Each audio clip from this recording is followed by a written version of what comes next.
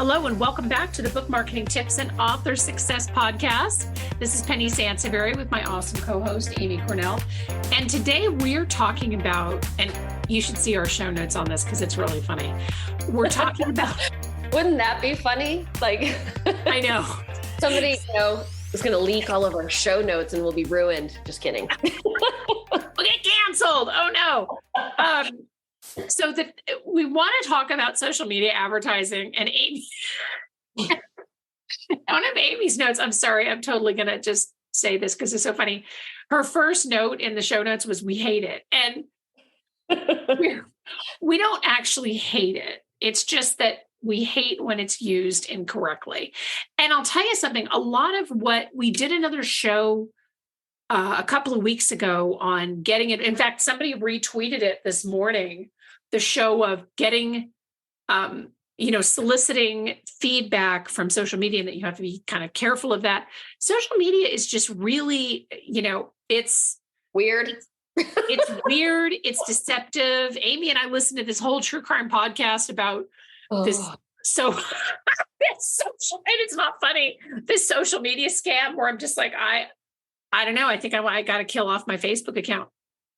Social media advertising does work, but it's challenging in many ways. And the example, it's not really an example, but the example of how social media is weird and not necessarily accurate. I sent Amy she actually made this great comment, which is why I made this part of the show.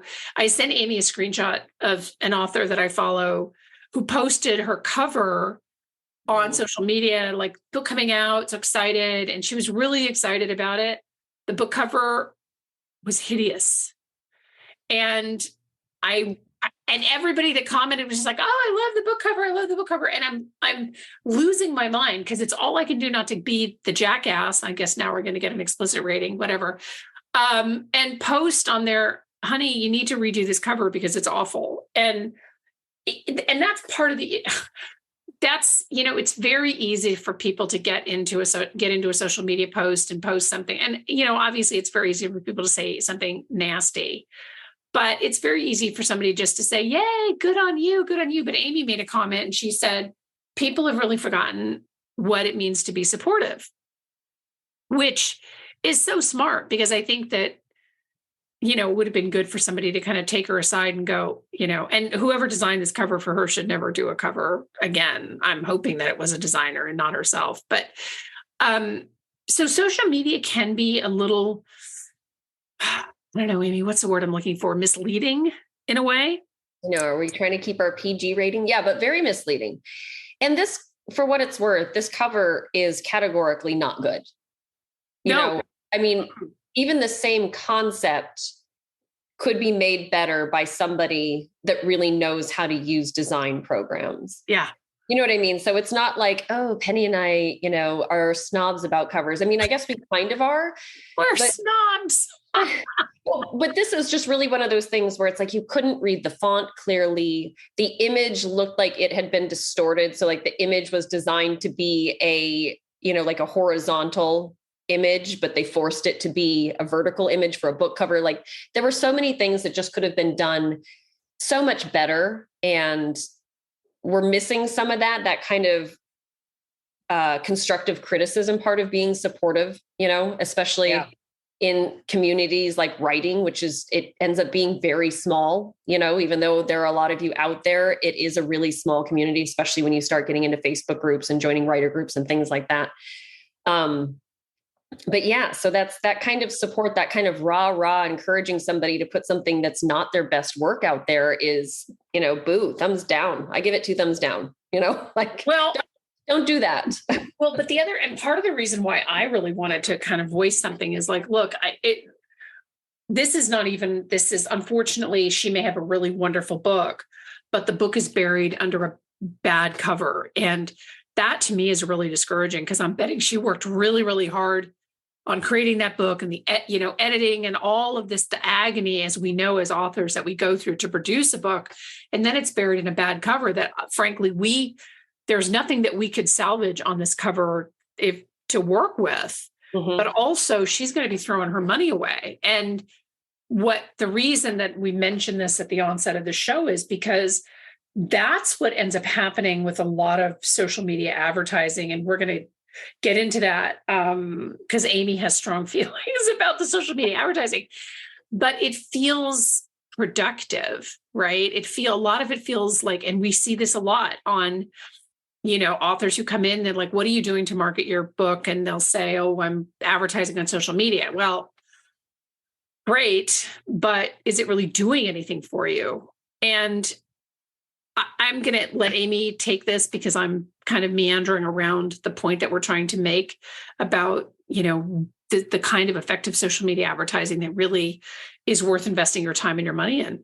Yeah, exactly. And it's always been a tough road for books. And I try to explain that to authors that work with us because books they're emotional and psychological purchases. You know what I mean? It's not a t-shirt. Like you can see an ad for this great t-shirt or even a handbag or something. You're like, I've been thinking about getting something like that. Click, buy, let's see how it goes.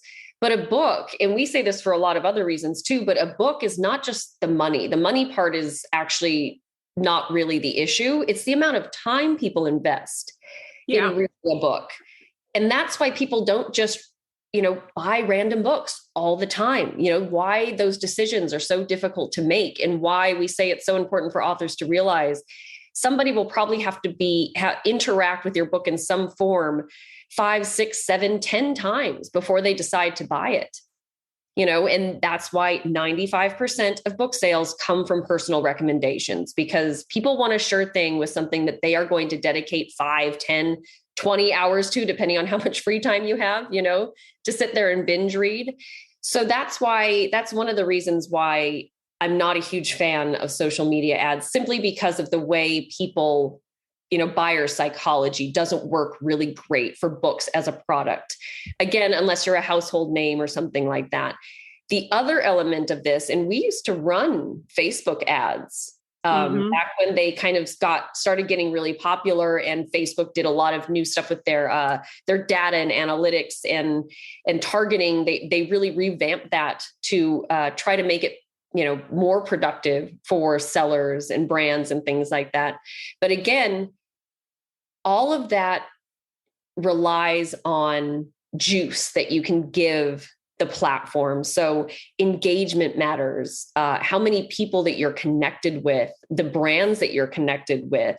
There are so many pieces to the puzzle for ads to really start showing up to the right people and often enough, and being associated with the right other brands that you want to align yourself with in order for them to go, oh, maybe I would like that. I don't want to get in the whole thing explaining all the analytics of social media ads, but there's so much more that has to happen on those platforms for those ads to actually work in your favor as well. So that's another reason why when authors say, well, I'm spending a lot of money on social media ads, and it's like, I believe that. Because they will gladly take your money, but that doesn't mean that those ads are getting in front of the right people. And it doesn't mean that they're aligned with other brands that make sense for your target audience. Again, there's all these elements that have to come into play for ads to start really showing up where they belong.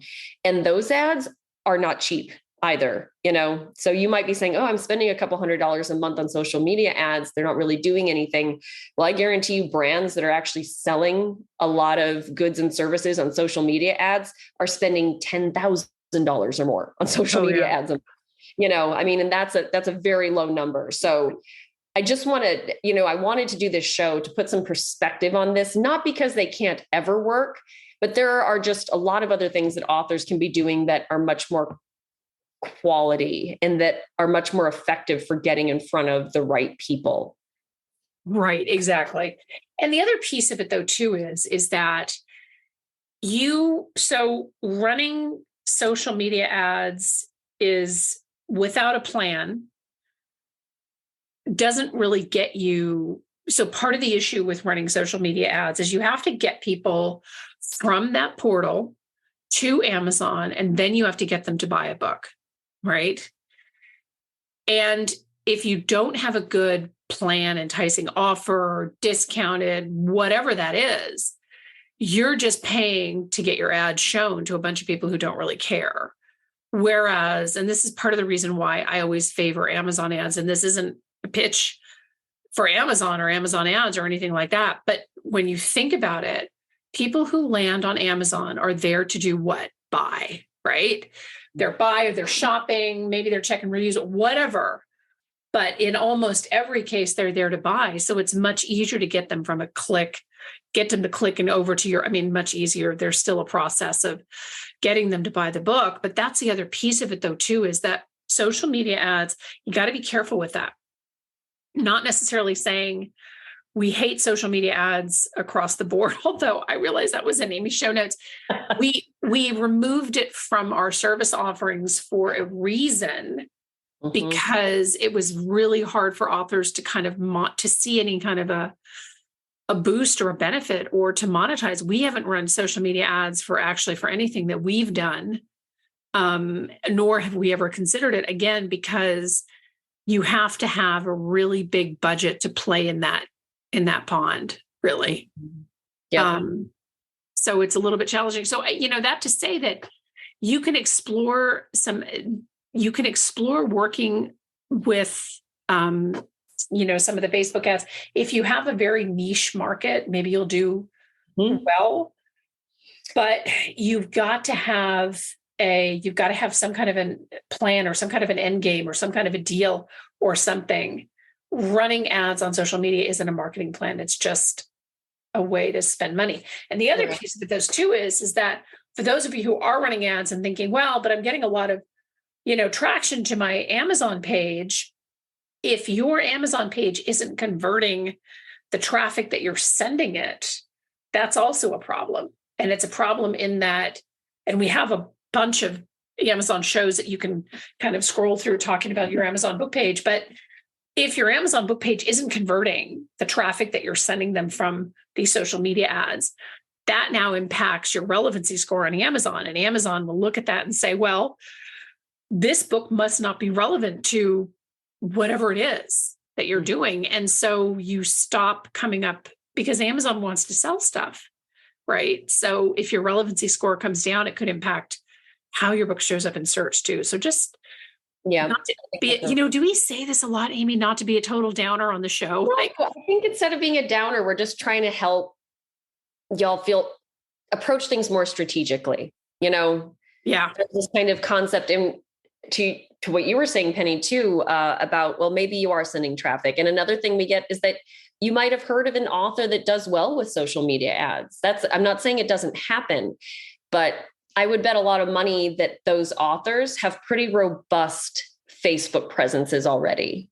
Right. They've been on there a while. They've got followers that are engaged. They're in groups. You know what I mean? And that was what I was saying previously about there's a lot more that goes into making those ads work for you. It's not as simple as just adding your credit card information and, picking people, targeting people who like books. You know what I mean? That is not going to do it. Right. Exactly.